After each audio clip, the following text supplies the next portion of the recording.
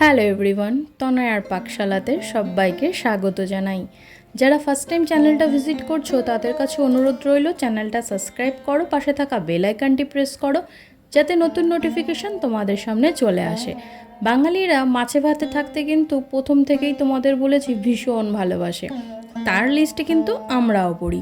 তাই জন্য মনে হলো এরকম একটা সুন্দর রেসিপি, এত টেম্পটিং দেখতে রেসিপি যখন আমরা রান্না করছি তাহলে তোমাদের সঙ্গে শেয়ার কেন করব না। আজকের রেসিপি সবুজ দ্বীপের কাতলা। এর জন্য দেখো এখানে আমরা নিয়ে নিয়েছি কাতলা মাছ, যেটাকে ফ্রেশ করে ধুয়ে রাখা রয়েছে। নিয়েছি বেশ খানিকটা পরিমাণে পালং শাক, যেটা এখান থেকে শুধুমাত্র আমরা কিন্তু পাতাগুলোকে নিয়েছি, এগুলো খুব ভালো করে ধুয়ে রাখা রইল।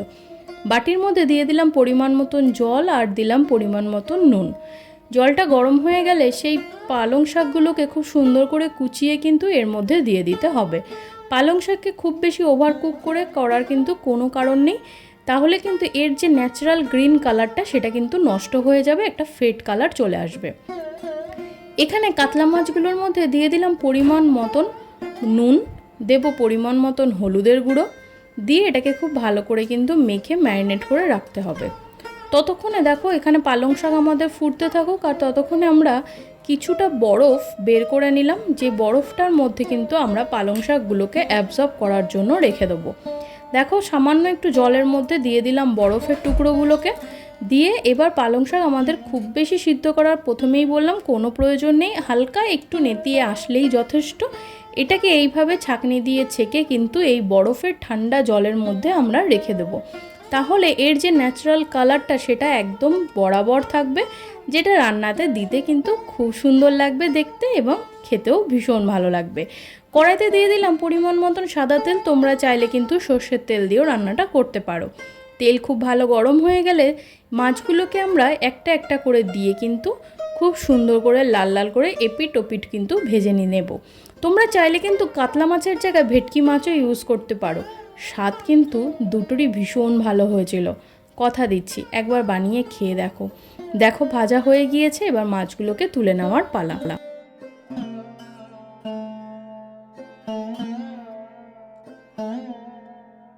এবার পালং শাকগুলো কিন্তু ঠান্ডা হয়ে গিয়েছে, এবার হাতের সাহায্যে একটুখানি এভাবে চিপে স্কুইজ করে জল থেকে তুলে নিয়ে মিক্সার জারের মধ্যে দিয়ে দেবো, আর কিছুটা রেখে দেবো আলাদা করে, আর কিছু লঙ্কা দিয়ে একটা স্মুথ পেস্ট তৈরি করে নিলাম। কালারটা দেখেছো একদম কিন্তু গ্রিন রয়েছে।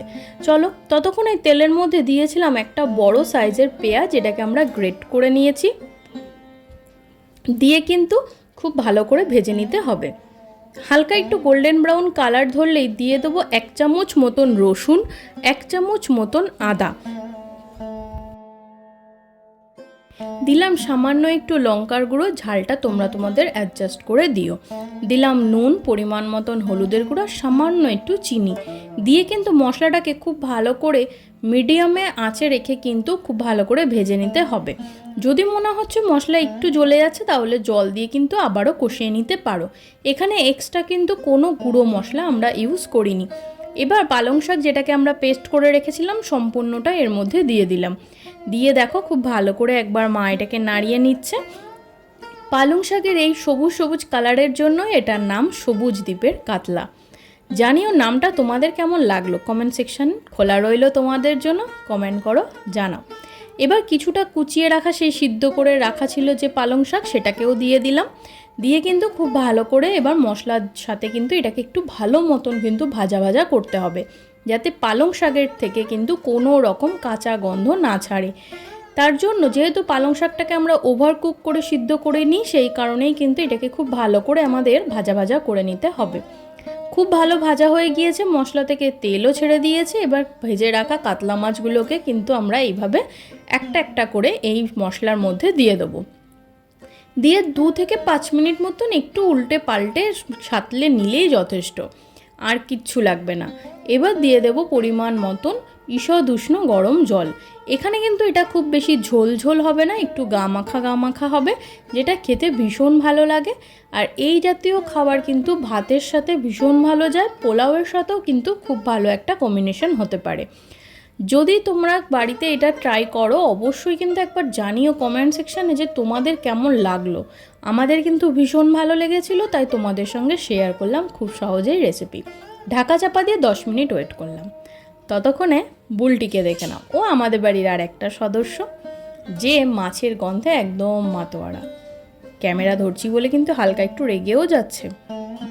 চলো, ততক্ষণে আমাদের মাছ হয়ে গিয়েছে। এবার কসুরি মেথি দিয়ে দেওয়ার পালা।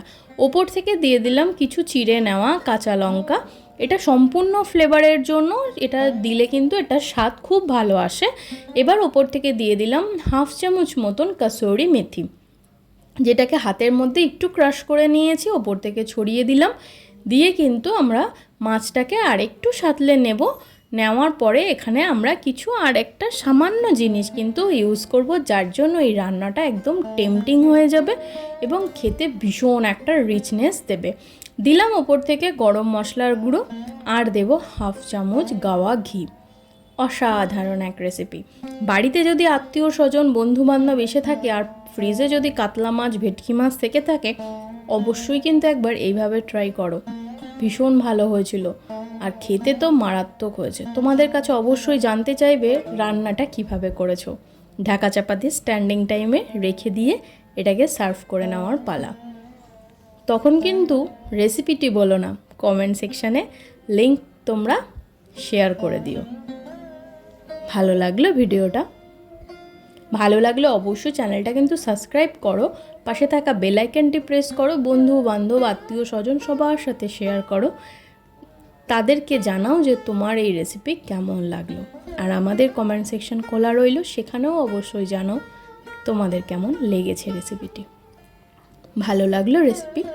তোমরা যদি কোনো নিত্য নতুন রেসিপি দেখতে চাও অবশ্যই কমেন্ট সেকশানে জানাও। আমি আমার মা ফিরে আসব নতুন এক রেসিপি নিয়ে। ধন্যবাদ, দেখা হচ্ছে আরও একটা রেসিপির সাথে।